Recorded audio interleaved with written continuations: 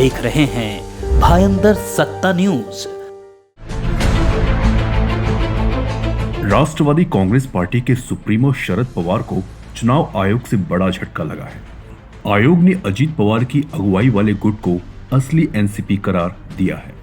चुनाव आयोग ने सुनवाई के बाद अपना फैसला रिजर्व कर लिया। आयोग ने अपने फैसले में अजीत पवार को राष्ट्रवादी कांग्रेस पार्टी और सिंबल दे दिया है। एनसीपी में टूट के बाद अजीत पवार ने चुनाव आयोग में दावा ठोका था। इसके बाद आयोग में सुनवाई हुई थी।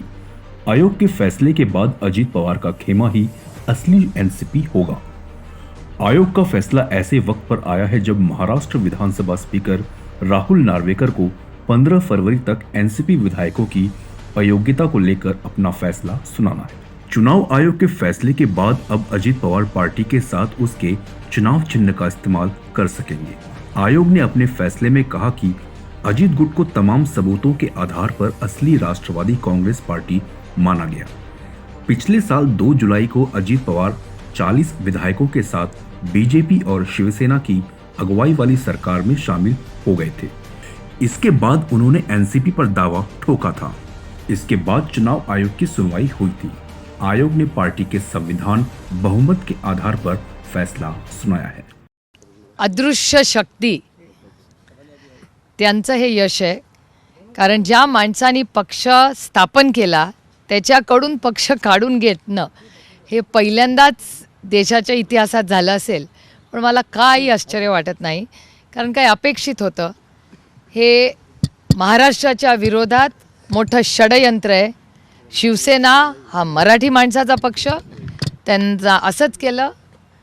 आदरणीय पवारसाहेब राष्ट्रवादी काँग्रेस पक्ष हा मराठीच माणसाचा पक्ष, त्याच्यामुळे मराठी माणसाच्या विरोधात महाराष्ट्राच्या विरोधात सातत्याने अदृश्य शक्ती जे निर्णय घेत असते त्याचं आणखीन एक उदाहरण।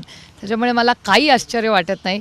जी ऑर्डर शिवसेनेच्या विरोधात झाली तीच राष्ट्रवादी काँग्रेस पक्ष, जे षडयंत्र बाळासाहेब ठाकरे आणि त्यांच्या कुटुंबाच्या विरोधात झालं तेच आज आदरणीय पवार साहेबांनी ज्यांनी शून्यातून पक्ष उभा केला, शून्यातून स्वतःचं आयुष्य उभं केलं, त्यांचा कोणी काका मामा वडील राजकारणात नव्हते।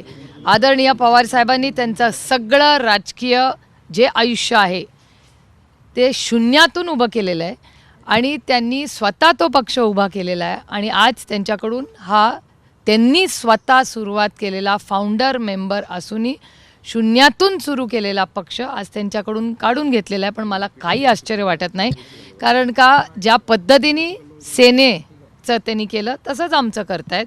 आणि ऑर्डरप्रमाणे त्यांनी जो नियम कायदा लावला आहे तो लेजिस्लेशन म्हणजे आमदारांचा लावलेला आहे। आज सुप्रीम कोर्टाचं जर तुम्ही ऑर्डर आधीची वाचली असेल तर त्याप्रमाणे लेजिस्लेटिव्ह स्ट्रेंथ म्हणजे आमदारांचं जी स्ट्रेंथ आहे, जो नंबर आहे त्याच्यावरनं पक्ष ठरत नाही, संघटना ठरवते। त्याच्यामुळे अर्थातच संघटना ही आदरणीय पवार साहेबांबरोबर आहे। त्याच्यामुळे आम्ही या ऑर्डरच्या विरोधात सुप्रीम कोर्टात जाणार आहोत। आप देख रहे हैं भायंदर सत्ता न्यूज।